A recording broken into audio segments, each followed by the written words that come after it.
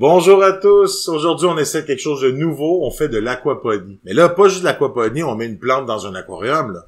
De la vraie aquaponie, là, avec une colonne hydroponique et tout, là. Tout le kit. Puis ce qui est encore plus fou, c'est que je le fais pas chez moi, je le fais à mon école, au collège Notre-Dame-de-Lourdes, où j'enseigne, pour faire un petit projet parascolaire avec mes élèves. Donc, le projet va être accueilli par une classe de secondaire 5, ce qui veut dire des élèves d'environ 16 ans. Donc, c'est moi qui s'en occupe pour la construction, mais après, c'est eux qui vont s'en occuper pour l'entretien de l'aquarium, l'entretien des poissons, l'entretien des plantes et de la colonne hydroponique. Donc, aujourd'hui, on parle des bases de l'aquaponie et aussi, je vous explique un peu comment j'ai construit cette belle colonne hydroponique. Mon nom est Laurent Gilbert, bienvenue à Un ours dans l'aquarium. Si vous êtes intéressé par les poissons, les aquariums, l'aquariophilie en général, abonnez-vous à ma chaîne, parce qu'Un ours dans l'aquarium est une chaîne qui a été créée pour faciliter l'approche en aquariophilie et discuter de thèmes qui nous intéressent tous, et parfois un peu dévier du sujet, comme aujourd'hui avec l'aquaponie. Je vous fais un peu le topo. Avec la pandémie au Québec, les élèves maintenant restent dans leur classe lorsqu'ils sont à l'école, ils ne se déplacent plus de classe en classe. Donc, en fait, le local, il leur appartient, puis si on pourrait dire, leur environnement, pour une bonne partie de leur journée. Puis, pour certains groupes, ça signifie quand même un certain manque d'espace, puis pour d'autres, ben, heureusement, il y en a un peu plus. Une de mes classes, donc mon groupe titulaire, a désiré avoir des plantes. Dans l'école, on a un prof de maths qui est passionné des plantes, en fait, leur prof de maths, puis il a vraiment décidé d'entreposer le plus de plantes possible dans cette classe-là, et les élèves sont très heureux. Mais là, avec le temps, ils veulent des aquariums maintenant. Ils veulent des poissons. Ils veulent des aquariums? Je vais leur en donner. Alors, j'ai décidé de faire un projet qui allait accompagner les plantes et les poissons, un projet d'aquaponie. Donc, c'est quoi l'aquaponie? Ben, l'aquaponie, en fait, c'est justement, on va joindre l'hydroponie avec l'aquariophilie. En fait, on va utiliser les déchets de nos poissons, quand on nourrit les poissons, les matières qui se décomposent. Ces déchets-là vont créer des substances chimiques qui vont être traitées par des bactéries. Et les bactéries vont alors les transformer en nutriments qui sont propres pour la consommation par les plantes. Les plantes vont se nourrir de ces nutriments-là et donc vont croître sans nécessairement être dans de la terre. Ils vont être dans l'eau. Donc, c'est par l'eau qu'on leur amène des nutriments. Maintenant, la plante en retire quoi? Ben, la plante, elle a grandi grâce à ces nutriments-là. Et l'eau en retire quoi? Ben, la plante, en se nourrissant, va purifier mon eau. Donc, oui, il faut quand même vérifier les paramètres. Oui, il faut quand même s'assurer que tout va bien, surtout au départ. Mais, avec le temps, c'est un écosystème qui est supposé être autosuffisant. Maintenant, l'autosuffisance veut pas dire qu'on fera jamais de changement d'eau, veut pas dire qu'on ne traite rien. Ça veut simplement dire que on va quand même beaucoup s'appuyer sur nos plantes, beaucoup s'appuyer sur nos poissons pour créer cet écosystème-là. De l'aquaponie, ça peut être super complexe, comme ça peut être super simple. On peut simplement mettre une plante pothos, par exemple, à la surface de notre aquarium. Cette plante-là va croître, va vivre très bien, va être très heureuse, tout en absorbant les nutriments dans l'eau. Donc, ça peut être juste ça aussi, de l'aquaponie. Il y a des techniques pour faire un petit bac de fines herbes par-dessus notre aquarium. C'est très facile d'aller chercher des informations là-dessus. Mais moi, je voulais quelque chose d'un peu plus intense, donc j'ai vraiment été vers la colonne hydroponique. Donc vraiment un système où est-ce que l'eau de l'aquarium va aller monter jusqu'à dans une colonne. L'eau va donc descendre dans cette colonne-là en humidifiant les racines et en oxygénant les racines par le même fait, et ce qui va permettre aux plantes de croître. Donc, littéralement, l'eau va descendre dans la colonne et va nourrir les plantes tout en les gardant très humides, ce qui va permettre une bonne croissance. Puis ce système-là, ce qui est le fun, c'est que ça permet aussi une superbe oxygénation de nos racines. Faut comprendre que c'est pas toutes les plantes qui vont bien fonctionner dans n'importe quel système. Puis plus que les plantes sont avec des couleurs particulières ou des fleurs ou même des fruits, plus ça devient complexe, l'aquariophilie. Si on veut simplement faire de la salade, c'est super facile. Ça dépend de la plante, ça dépend de ce que la plante a besoin. Mais nous, on va viser quoi comme plante? Ben nous, en fait, vu que c'est une colonne, j'aimerais ça avoir une plante un peu grimpante. En fait, en ce moment, je pense aux fèves, je pense aux concombres, je pense à n'importe quelle plante qui va un peu croître en liane, ce qui va nous permettre, même si on n'a pas de fruits, même si on n'a pas, exemple, de fleurs ou de concombres, d'avoir, on pourrait dire, une colonne de verdure. C'est ça notre but final. Comment j'ai créé mon mécanisme? J'ai tout d'abord acheté un tuyau de PVC blanc, un tuyau qui est assez mince, mais assez large, donc j'ai pris 4 pouces de diamètre pour notre tuyau. Là, pour avoir la bonne longueur, je l'ai coupé en deux, puis en réalité, la longueur de votre colonne dépend de l'espace dans votre pièce, dépend de la luminosité, dépend aussi de ce que votre support est capable de tenir. Donc moi, j'ai été environ à 3 à 4 pieds de long pour environ couper mon tuyau. Ensuite, j'ai scié des fentes au long de mon tube. Et ces fentes-là, c'est là que je vais pouvoir insérer mes trous pour pouvoir mettre mes plantes. Comment on passe d'une fente à un trou, ou en fait à un espace pour recevoir notre plante? C'est en chauffant avec un pistolet thermique. Donc quand je chauffe avec le pistolet thermique, après 30 secondes, 60 secondes, c'est suffisamment mou pour y insérer un pieu. Et là, j'ai pris un morceau de bois de retaille que j'avais dans mon laboratoire de technologie à l'école. Et en attendant que ça refroidisse, j'ai continué mon travail et j'ai inséré des pieux partout sur ma colonne. On a installé nos pieux, puis c'est franchement facile lorsque le PVC est mou. En attendant que ça refroidisse, pour que ça durcisse, pour s'assurer que les trous restent bien ouverts, on va installer, on pourrait dire, la poignée pour le support. Pour ce faire, j'ai été vraiment simple. J'ai été avec ce que j'avais autour de moi dans les retailles du laboratoire. Donc vraiment, j'ai pris une perceuse, puis j'ai percé 2 trous au haut de mon tube, puis je me suis assuré d'être dans le bon sens. Là, on perce pas n'importe comment, on s'assure de prendre le bon côté, là, parce qu'une fois que c'est fait, c'est un peu trop tard. Et j'ai percé 2 trous. J'ai inséré un fil de fer pour créer en fait une poignée. C'est comme ça que je vais pouvoir l'accrocher dans ma pièce. Entre-temps, ça l'a refroidi. Mes pieux maintenant, je sais que je peux les enlever. Et lorsque j'enlève tous les pieux, on a environ cet effet-là. Notre colonne ressemble à ça. Déjà là, on voit que notre projet avance. On voit déjà que ça ressemble à une colonne hydroponique. Donc maintenant, on a une colonne avec des ouvertures où je vais pouvoir mettre mes pouces pour commencer mon aquaponie. Puis comme l'eau s'écoule par gravité, l'eau va jamais sortir par mes trous, elle va toujours se diriger vers le bas et donc revenir à mon aquarium.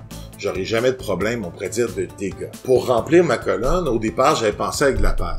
Et j'ai utilisé de la paille que j'avais à la maison, et cette paille-là, je l'ai mis, c'était salissant, il y en avait partout, c'était désagréable. Puis une fois que j'ai tout rempli ma colonne, je me rends compte que de la paille, ça peut sentir, surtout quand c'est humide. Et la paille, avec l'eau, avec le temps, ça va peut-être s'accumuler des déchets et donc créer des bouchons. C'est vraiment la dernière chose que je veux, c'est avoir des bouchons dans ma colonne parce que là, je pourrais avoir des dégâts. On veut pas ça. C'est pourquoi j'ai été encore avec la solution des petites billes d'argile. Parce que les petites billes d'argile, oui, c'est un peu plus lourd au départ, mais comme c'est des billes, quand ils vont s'entreposer dans ma colonne, il va toujours avoir quand même beaucoup d'espace entre elles. Aussi, ces billes-là sont vraiment conçues pour garder l'humidité, sont très poreuses, ce qui va vraiment aider la prolifération de bactéries, parce que c'est justement dans cette colonne-là que je vais avoir toute ma masse filtrante.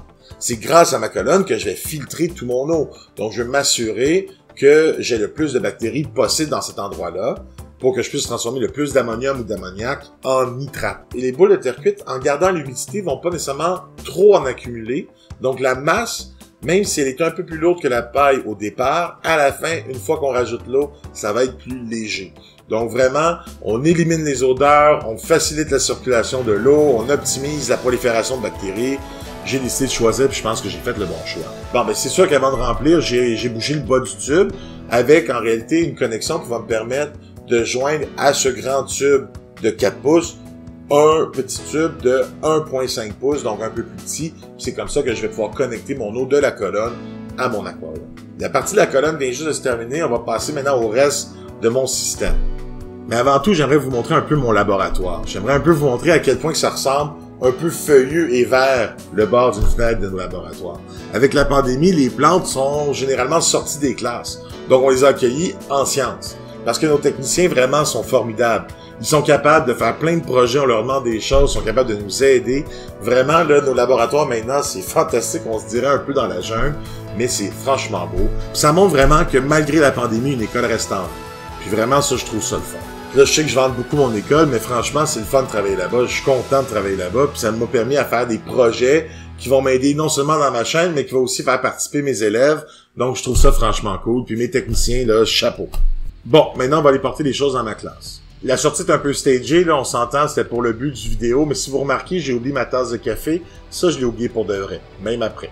Bon, on place la colonne dans la classe. Ici, on a la classe du groupe 52, mon groupe titulaire. C'est une classe qui a un peu moins d'élèves, donc il y a plus d'espace. C'est justement la classe qui a décidé d'accueillir beaucoup de plantes. Puis les plantes que vous voyez ici, il y en a déjà le double, ok? Ils en ont demandé plus, mon prof de maths en a donné plus, donc on a vraiment pu en installer le double.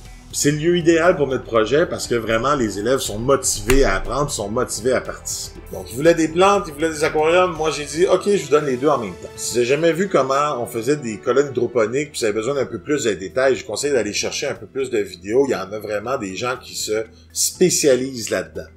Mais moi, mon but, c'était aussi de vous présenter mon projet tout en faisant un petit tutoriel. Donc, maintenant, on est rendu à installer notre colonne dans la classe, vraiment. Et comme vous voyez, bon, j'ai mon prof de maths qui m'aide, M. Demers. Puis, comment on fonctionne, c'est qu'on a rattaché un coude de PVC qui va permettre de recevoir l'eau de la colonne et le déverser dans mon aquarium. Puis, je vous rappelle que même si la colonne, en ce moment, de la façon qu'elle est installée, ça a l'air peut-être un peu moins esthétique, ben, rappelez-vous qu'à la fin, ça va devenir une colonne de verdure. C'est ça vraiment le but. Puis, si vous demandez pourquoi la colonne elle est blanche, ben c'est justement pour éviter la chaleur. On veut pas que nos racines deviennent trop chaudes. On veut pas non plus que l'eau se fasse réchauffer par la lumière. On veut que l'eau qui traverse dans le tube ne soit pas affectée quant à sa température. Pour la filtration, je suis en train de penser à utiliser un ancien filtre que j'avais avant pour justement l'utiliser comme pompe pour monter l'eau jusqu'en haut, mais aussi créer aussi une seconde filtration.